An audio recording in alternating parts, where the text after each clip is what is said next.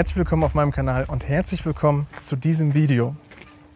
Ihr seht es, im Hintergrund ist immer noch Burg Eisenberg. Wenn du dieses Video noch nicht gesehen hast, dann schau gerne mal in das Video rein, denn da waren wir beim letzten Mal gewesen. Die verabschiedet sich jetzt gerade hinter uns. Das ist nämlich quasi direkt danach aufgenommen worden. Aber das seht ihr jetzt quasi erst eine Woche später. Naja, gut, also wir sind immer noch auf dem Weg. Wir sind immer noch in Bayern. Sind mit dem Camper hier unterwegs. Wenn du das nicht verpassen möchtest und dich für Camping und so interessierst, dann schau gerne mal bei uns beiden Nutella-Gesichtern rein. Denn da geht es dann um Camping, um die Reise etc. pp. Wir waren in Österreich, wir waren in Italien, überall und das sogar mit dem alten Burgerbrötchenkopf. Sag mal. Naja, egal. Komm. Ja, ist ja auch so. Schreibt mal Hashtag Burgerbrötchenkopf in die Kommentare. Bevor ich es vergesse, auch auf der anderen Burg, auf Burg Hohenfreiberg, werden wir wieder etwas verstecken.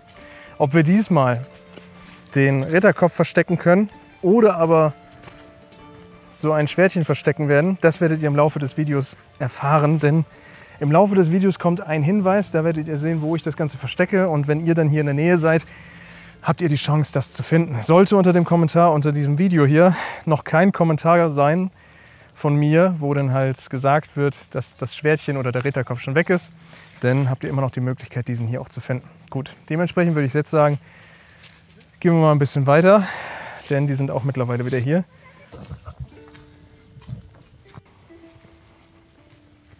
Weiter geht's. Ihr seht das ja hier auch ganz schön. Ne? Wir hatten ja schon öfters das Thema, dass Wurzelwerk und sowas alles Steine zerstören können. Hier ist es jetzt genauso, dass die Wurzel dieses Baumes hier diesen Stein hier quasi einmal auseinandergesprengt haben. Und dementsprechend, natürlich eine Nummer kleiner, passiert sowas auch bei Mauern, wenn da kleinere Pflanzen drauf sind. Die Wurzeln, die suchen sich halt ihren Weg, gehen durch diesen Mörtel und sprengen dann die Steine quasi auseinander. Dadurch werden diese locker und dadurch verfallen die Mauern. Ja, nur so am Rande erwähnt. Ich weiß auch nicht, wie ich jetzt da drauf gekommen bin, aber ich wollte es halt einfach mal sagen.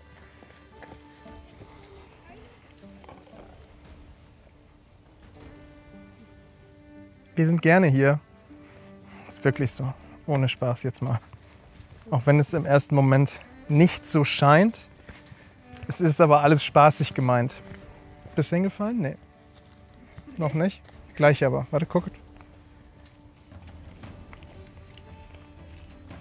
Der ist heute auch einmal mit seinem Gesicht schon irgendwie gelaufen. Er hat nur die Hinterbeine bewegt und hat sein Gesicht einfach nach vorne geschoben. Doch, hat er wohl gemacht. Im Camper vorhin. Da ist er losgelaufen, hat aber seine Füße so nach hinten geklappt. Und hat dann einfach nur mit seinem Gesicht nach vorne, keine Ahnung, als ob er vergessen hätte, dass er 4 Beine hat. Das war wirklich merkwürdig. Naja, so ist er halt, ne? Der Leopold. Ist wirklich so. Ist ja Wahnsinn. Glaubt ihr nicht? Er erzählt nur Blödsinn. Das war aber tatsächlich so. Ich würde euch gerne das zeigen, aber ich hatte keine Aufnahme gemacht. Leute, ihr müsst mir glauben. Ich bin kein Schwurbler. Das sind Chemtrails. Spaß. Das sind Chemikalien, die versprühen. Nein, auch nicht. Ich singe gern, ich tanze gern, ich bin ein Automobilist. Ich singe gern, ich tanze gern, ich bin ein Automobilist. Wir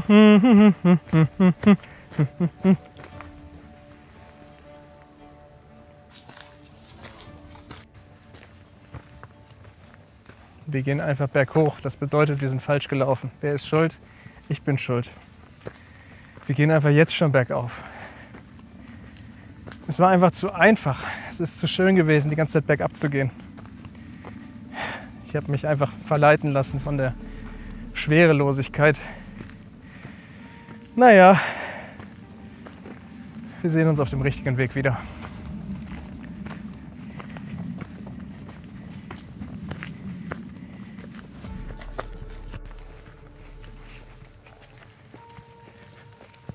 So sieht also der richtige Weg aus. Und da haben wir auch ein kleines Schild. Da können wir zur Sicherheit mal drauf gucken noch. Da ist es. Burg Hohenfreiberg. Und wenn Leo mal auf Klo muss, dann setzt er sich einfach hier drauf. Aber das ist nur für Mika, nicht für Leo. Spaß, das ist nur Kunst.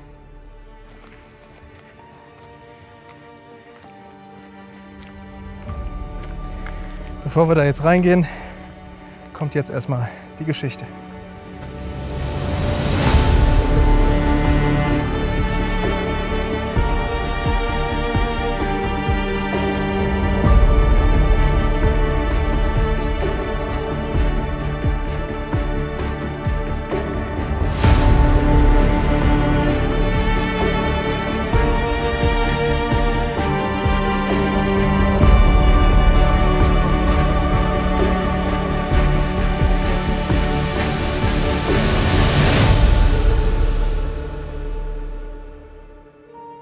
Burg Hohenfreiberg.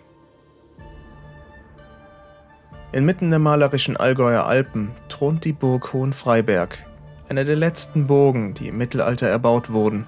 Ihre Entstehungsgeschichte beginnt im Jahr 1418, als Friedrich von Freiberg-Eisenberg, der älteste Sohn der Herren von Burg Eisenberg, mit dem Bau begann. Gelegen auf einer beeindruckenden Höhenlage sollte sie ein Symbol für die glanzvolle Ritterzeit sein, die zu dieser Zeit bereits dem Niedergang geweiht war. Doch der Bau war ein gewaltiges Unterfangen. Mit ihrer bewusst stauferzeitlichen Architektur sollte die Burg nicht nur militärische Stärke demonstrieren, sondern auch den Stolz und die Traditionen des Rittertums bewahren. Bis zur Fertigstellung im Jahr 1432 verschlang der Bau enorme Ressourcen, was schließlich die finanzielle Lage der Familie schwer belastete. Nur wenige Jahrzehnte später, 1485, musste die Herrschaft samt Burg an Österreich-Tirol verkauft werden. Unter der Regentschaft des wohlhabenden Augsburger Pfandherrn Georg Gossenbrot wurde die Burg von 1485 bis 1503 modernisiert. Diese Umbauten machten Hohenfreiberg zu einem der wehrhaftesten Wohnbauten der Region, ein Bollwerk, das selbst den Bauernaufständen von 1525 widerstand. Auch im 17. Jahrhundert wurde die Wehrhaftigkeit der Burg weiter verstärkt, als Tirol unter wachsendem Druck neue Verteidigungsmaßnahmen ergriff. Doch die Idylle der Burg endete abrupt mit den Wirren des Dreißigjährigen Krieges. Im Jahr 1646, kurz vor Kriegsende, wurden Hohenfreiberg und die benachbarte Burg Eisenberg aus strategischen Gründen von Tiroler Truppen niedergebrannt, um sie den anrückenden schwedischen Truppen unbrauchbar zu machen. Seitdem liegt die Burg als imposante Ruine da. Ein faszinierendes Zeugnis mittelalterlicher Baukunst. Die Geschichte ist mal wieder vorbei und ich hoffe natürlich, dass die Gefallen gefunden hat. Und jetzt habt ihr auch einen Abholpunkt, was die Geschichte hier angeht. Und dann würde ich auch schon sagen, gehen wir in die Anlage hinein. Rechts zu sehen ein Artillerierondell. Da oben sehen wir auf jeden Fall eine Scharte, die sich hier befindet, vermutlich mal für Hakenbüchsen, die man dann da einhängen konnte.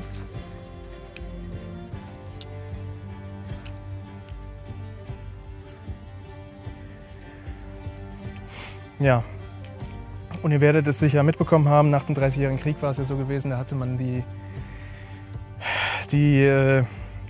Gedankengänge, dass man nur verbrannte Asche oder verbrannte Erde hinterlässt und dementsprechend hatte man das dann auch hier alles angezündet und man hatte diese Anlage dann quasi verbrannt zurückgelassen, sodass man hier jetzt nicht mehr wirklich die Anlage nutzen konnte. Ja, dementsprechend sieht sie auch aus, wie sie aussieht und sie ist seitdem auch im Verfall. Da drüben sieht man die Burgruine Eisenberg. Sie ist auf jeden Fall eine der seltensten Burgenformen, denn das ist eine Mantelmauerburg. Das ist quasi wie so eine Schildmauer, die aber überall gewesen ist, also einmal umlaufend.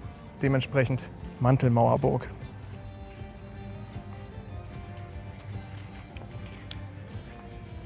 Ja, nach der Haupttoranlage, die sich hier befindet, haben wir auf der linken Seite auf jeden Fall noch einen Flankierungsturm. Und hier jetzt im Haupttorbereich zu sehen, dass es hier auf jeden Fall auch nochmal diese Balkenlöcher gab, dass man von rechts nach links dann halt einen Balken einsetzen konnte, um dementsprechend die Toranlage verschließen zu können, wie eben ja, ein altertümliches Vorhängeschloss.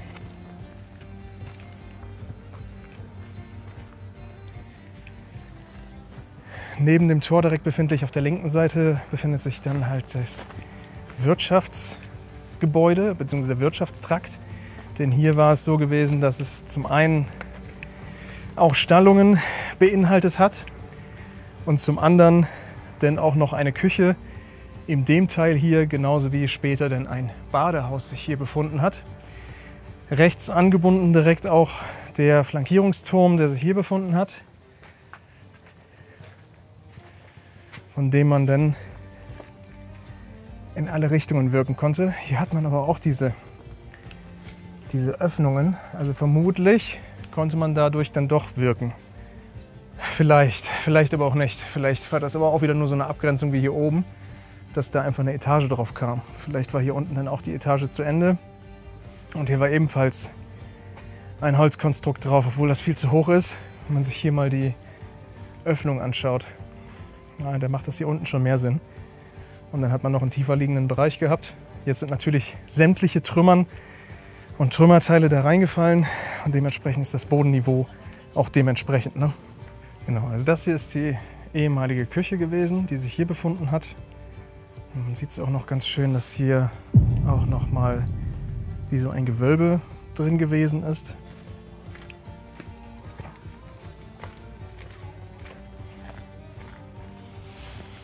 Ja, hier befinden wir uns auch in der Vorburg. Also das hier ist das Areal der Vorburg. Wenn wir jetzt hier reingehen durch dieses Tor oder Torturm vielmehr, dann befinden wir uns in der Kernburg. Der Vorburgbereich hier, der ist auch so gegliedert, dass man hier das hier alles quasi so ausgeschmückt hatte. Vermutlich, wie man hier an diesen Balkenlöchern sieht, war dann hier mal ein hölzerner Bau drauf, genauso wie da oben. Da sind auch ganz, ganz viele Löcher drauf. Also das war vermutlich auch mal ein Wehrgang oder zumindest eine Halterung für irgendetwas, dass man auch auf dem oberen Plateau dann herumlaufen konnte und von da aus dann auch besser wirken konnte. Das mit den Fenstern hier scheint mir allerdings so, als ob das hier so ein bisschen wohnlicher gestaltet war, weil man halt vielleicht im äußeren Bereich gar nicht so mit Feinden gerechnet hatte. Ne? Also von der Seite zumindest, weil es vielleicht steil abfallend ist. Wenn wir jetzt auf die andere Seite gehen, hier, da haben wir jetzt den anderen Bereich, da wo es dann später mal Stallungen gegeben hatte. Hier sieht man auch noch, dass hier ein Stückchen Außenmauer vorhanden ist. Und man sich dann hier in so einem Stallbereich befunden hat. Hier dann Pferde festmachen konnte. Vermutlich aber auch wieder Bodenniveau wesentlich tiefer. Und der obere Bereich dann hier wieder genutzt wurde zur Abwehr. Denn hier auf der linken Seite hat man jetzt das Artillerierondell, also ein riesiger Flankierungsturm, der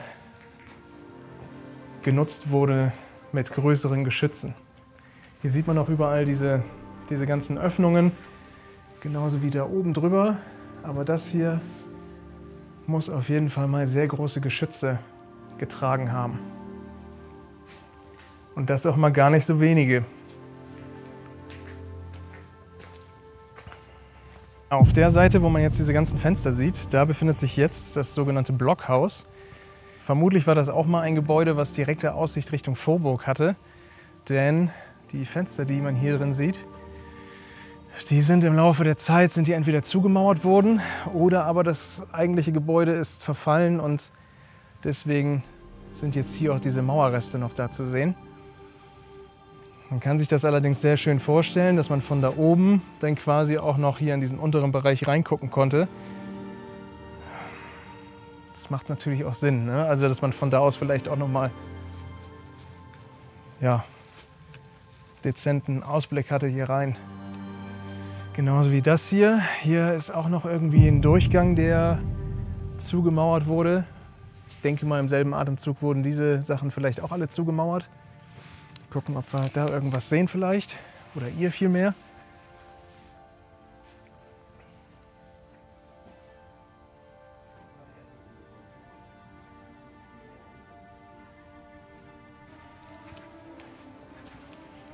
Die andere Seite, die spricht hier auch Bände. Also hier sind auch überall diese Balkenlöcher drin. Also hier war auch irgendwie mal ein Holzkonstrukt obendrauf, dass man da vermutlich auch mal auf dieser Ebene hier laufen konnte.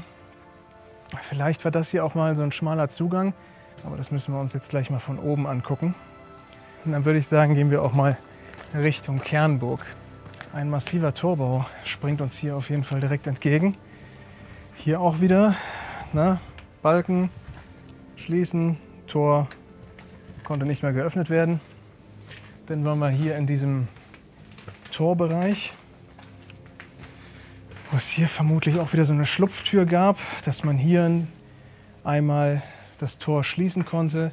Hier konnte man sehr wahrscheinlich auch das Tor dann halt schließen, sodass man hier in diesem Zwischenbereich dann einmal aufgehalten wurde. Und hier mit dieser Schlupftür war es dann wahrscheinlich auch wieder möglich, dass das Wachpersonal, welches sich hier befunden hat, diese Person, die sich da befunden hat, dann quasi einmal kontrollieren konnte. Vielleicht aber auch quasi, um den Gesundheitszustand festzustellen, falls man nicht unbedingt Krankheiten im Inneren haben wollte oder dann einfach nur gefragt wurde, was denn das Anliegen sei. Es muss auch nicht immer so sein, dass beide Burgtore geschlossen wurden, also jetzt hier zum Beispiel zu und dazu, sondern es könnte ja auch ganz gut sein, dass der Bereich eigentlich immer offen war und der Bereich hier dann eben zu war und das hier der reguläre Weg war, wo man dann kontrolliert wurde, was man denn wolle. Ne? Auffallen tut hier auf jeden Fall die Mauernhöhe. Das ist verdammt hoch hier, also ein massives Tor, was es hier gegeben hat.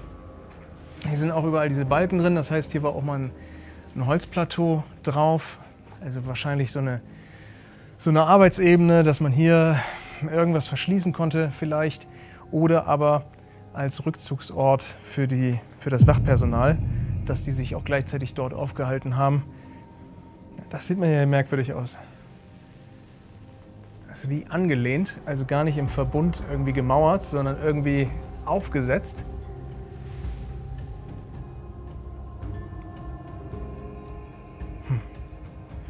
Dann hier noch das Loch. Genauso wie hier diese Steine, die gesprungen sind.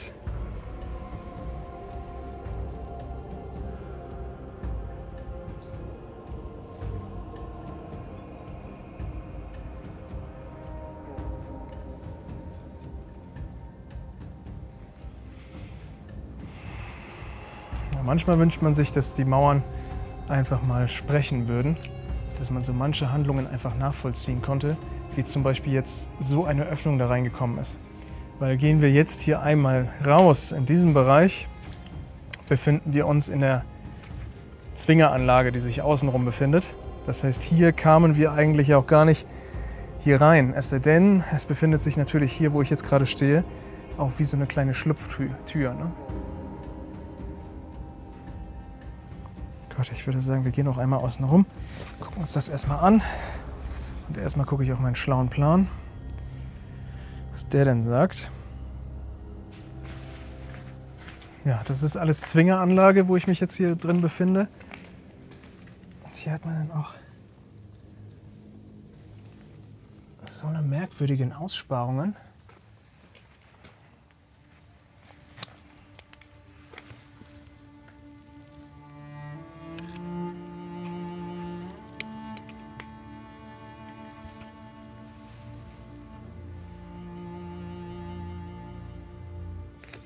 Auch einmal komplett durchgängig. Es war vermutlich mal hier so ein Balkenlager, wo man denn den eigentlichen Balken einfach rausziehen konnte oder durchziehen konnte, dass sich hier der Balken drin befunden hat. Ja, vielleicht ist das hier dann durch die Zeit dann halt verfallen und wieder freigelegt worden. Das ist ja merkwürdig. Und das hier scheint mir so, als ob das wie so eine Art Schloss gewesen ist, dass du von hier aus nochmal so einen Balken hier rüberziehen konntest, dass du den Balken nicht wegziehen konntest, also wegdrücken konntest. Ne? Wie so eine Art Mechanismus. Wenn du hier dann so einen kleinen Balken noch rausdrücken konntest und sich hier der Balken befunden hat, der da hinten wohl ein Tor quasi gesichert hat, dass der nicht hier irgendwie zur Seite gedrückt werden konnte. Das ist ja verrückt, aber warum sollte sowas im äußeren Bereich sein? Zwingerbereich, das würde ja bedeuten, dass eigentlich so vom Inneren her da irgendwie nochmal ein Mechanismus sein, also da muss ja irgendwie drankommen, um den Balken überhaupt hier reinzudrücken. Aber hier war auf jeden Fall etwas drin. Und vielleicht ist das ja auch gar nicht so verkehrt, was ich gesagt habe.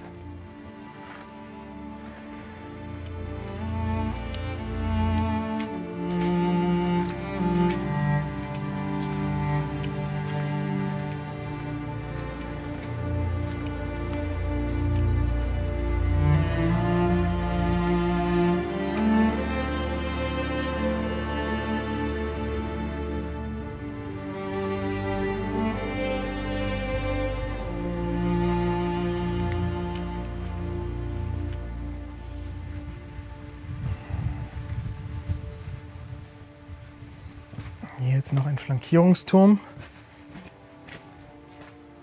das sich hier befindet. Für meinen Geschmack, für einen Zwinger ein bisschen zu sehr geschlossen. Weil hier könnte es ja genauso gut sein, wenn du hier als Feind reingekommen bist, hast du diesen Bereich hier erobert oder eingenommen.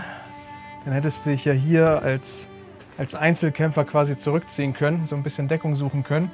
Obwohl, wenn du es jetzt mal oben mal anguckst, ist schon ein bisschen eng, ne? Schwierig.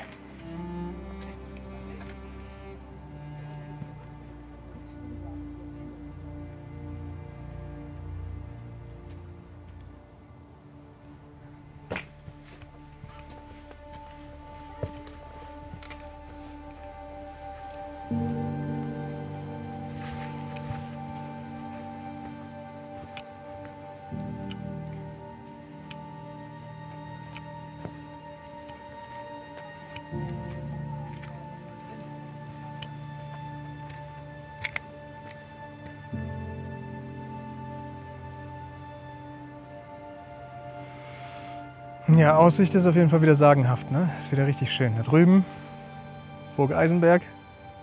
Da sieht man auch, dass die Leute gerade eben noch da drauf stehen und ein bisschen rumgucken in der Natur rum.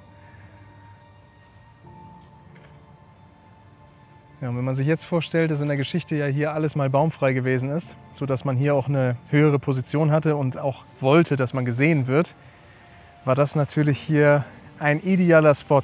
Ja, alles Machtdemonstration, ne? Man wollte gesehen werden, man wollte auch so ein bisschen zeigen, wer man denn ist.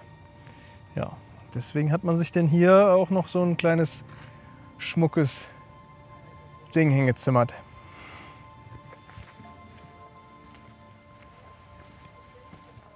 Geradeaus durch jetzt. Das hier ist jetzt der ältere Torturm, welches sich hier befunden hat. Also hier war noch eine zweite Toranlage gewesen, ähnlich wie bei der Eisenberg, dass man vermutlich im jüngeren Zeitraum, also quasi jetzt älter, dass man erst quasi durch das Haupttor reinkam, dann hier außen rumgeführt wurde in den Bereich und dann hier nochmal irgendwie vielleicht ja hochgeführt wurde, aber dann hier immer noch die Möglichkeit hatte, abgewehrt zu werden.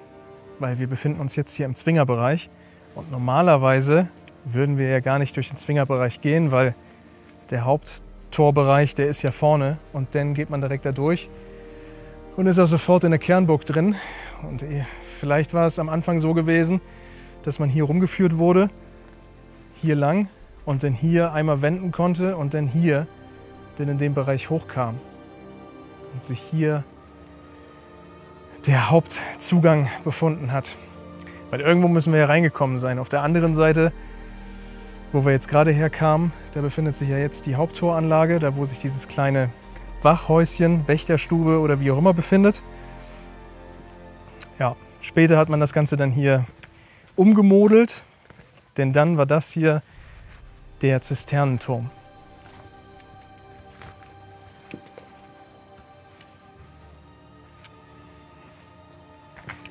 Hier hätte man dann das Regenwasser von den Dächern gesammelt, hatte dann in diesem Bereich hier aufbewahrt und konnte dann auch vom Kernburgbereich hier dann das ganze Regenwasser aufnehmen. Ich hatte dazu schon etwas gesagt bei Burg Eisenberg, dass es verschiedene Arten von Zisternen gab, Filterzisternen oder dann halt diese normalen Zisternen, also einfach nur Regenwasser hier aufgesammelt.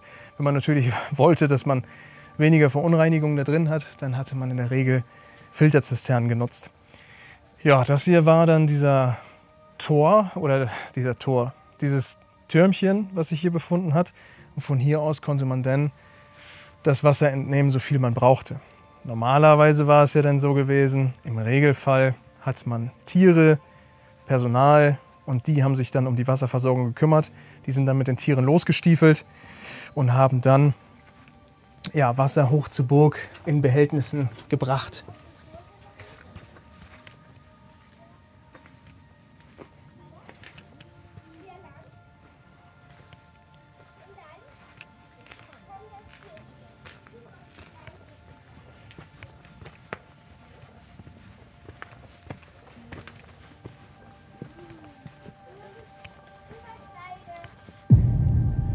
Das war jetzt der Bereich, den wir von außen gesehen hatten, mit dieser Öffnung drin. Das sieht mir aber doch aus wie eine Zerstörung und nicht wie eine Schlupftür.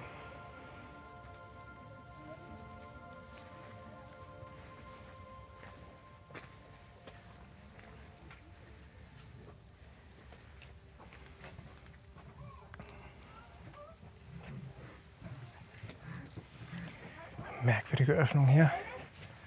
Hier auch noch ein Tritt, um hier irgendwie in die Räumlichkeiten zu kommen. Hier befindet sich das Haupttor, nur von oberhalb.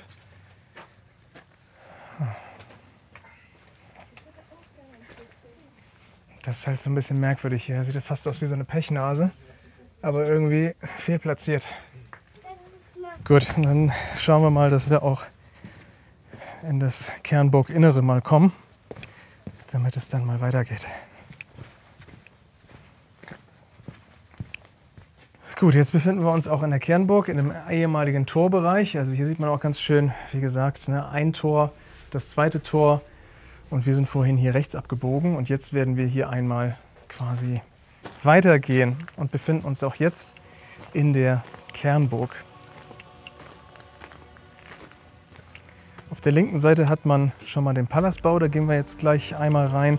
Auf der rechten Seite haben wir einen Kapellenturm, der sich hier im Eck befindet, was hier auch nur noch so schemenhaft zu erkennen ist. Das hier war ehemals der Kapellenturm gewesen.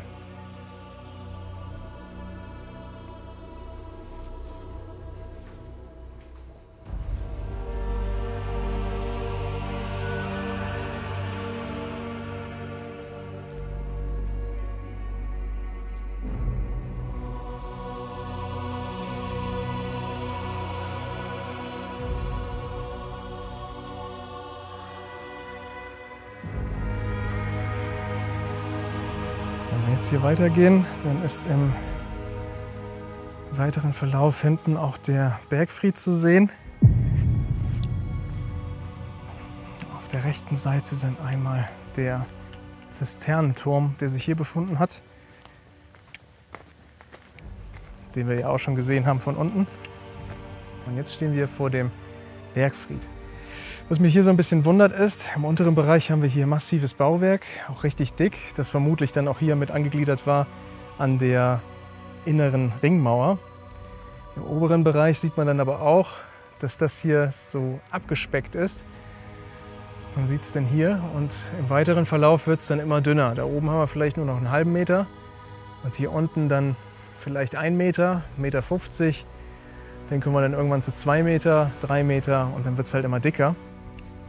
Also laut Augenmaß, ne? Ich habe jetzt kein Maßband dran gehalten, aber man sieht es ja hier ganz schön, ne? Genau, wenn wir jetzt hier weiter hochgehen, können wir uns den Bergfried einmal vom Innern angucken. Hier scheint es mir so, dass man hier auch so eine Art Fensterbank gehabt hat oder dann aber auch Geschützstellungen, die hier irgendwann mal Platz gefunden haben. Ähnlich wie hier. Hier ist ja auch so eine Geschützstellung. Und oben befinden sich dann so eine kleinen Fenster hier. Hier auch nochmal Geschützstellung mit Scharte. Und im oberen Bereich da war vermutlich auch mal was drin gewesen. wo der ehemalige Zugang gewesen ist, kann man jetzt natürlich nur vermuten, weil und dementsprechend gehe ich davon aus, dass er sich auch hier in der Höhe befunden hat. 10, 15 Meter, der Einstieg dann über Holzleiter, Holztreppe, überdachter Holzweg oder wie auch immer gewährleistet wurde, der dann vermutlich auch von dem Palas aus schnellstmöglich zu begehen war. Ja, mich wundert das halt nur, dass das hier so dünn ist.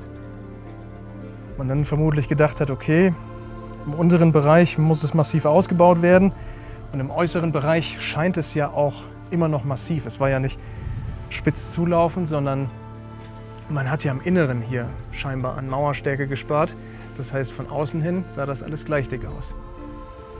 Dementsprechend vielleicht einfach nur Material und Kosten gespart, um dann nach außen hin massiv zu wirken.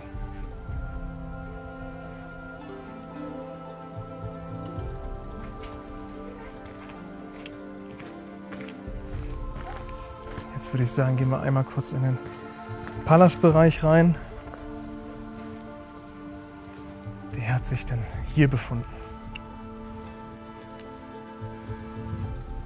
Wie ich finde, ein sehr schmaler Palas, also von den Räumlichkeiten her war jetzt hier nicht wirklich ein riesen Festsaal zu erwarten, sondern man hat hier vielleicht einen größeren durchgehenden Raum gehabt. Und da hatte man dann auch seine Festlichkeiten abgehalten oder aber irgendwelche Gespräche über irgendwelche Geschäfte gehalten.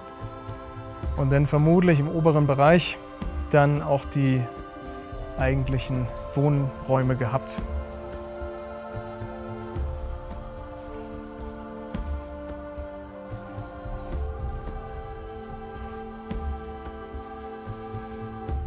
So eine kleine Einkerbung, sieht mir auch fast so aus, als ob da irgendwie mal ein Schornstein drin gewesen sein könnte. Ist aber wirklich sehr, sehr klein.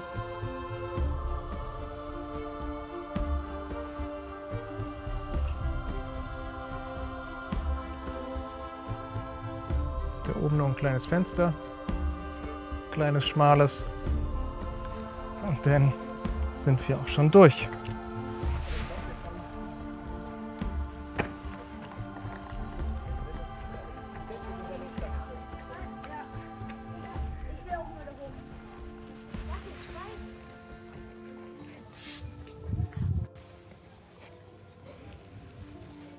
Ja, war das nicht. Na, wer da wohl ein Gummibärchen gegessen hat und aus Versehen einen Durchfall gekriegt hat. Ja, keiner. Und einen Stein hat er gegessen.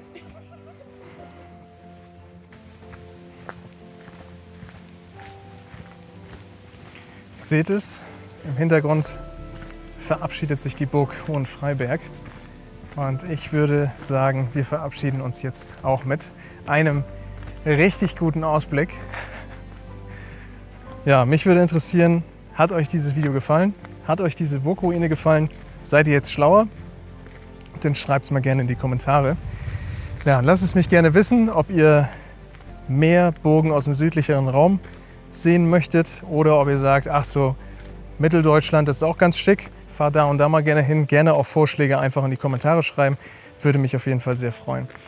Gut, dementsprechend, ich freue mich auf jeden Fall, dass du bis hierhin geguckt hast.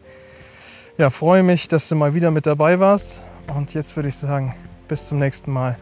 Bis bald, denn wir müssen auf jeden Fall noch eine ganze Ecke weiterfahren, weil wir haben schon die nächsten Aufnahmen wieder im Petto.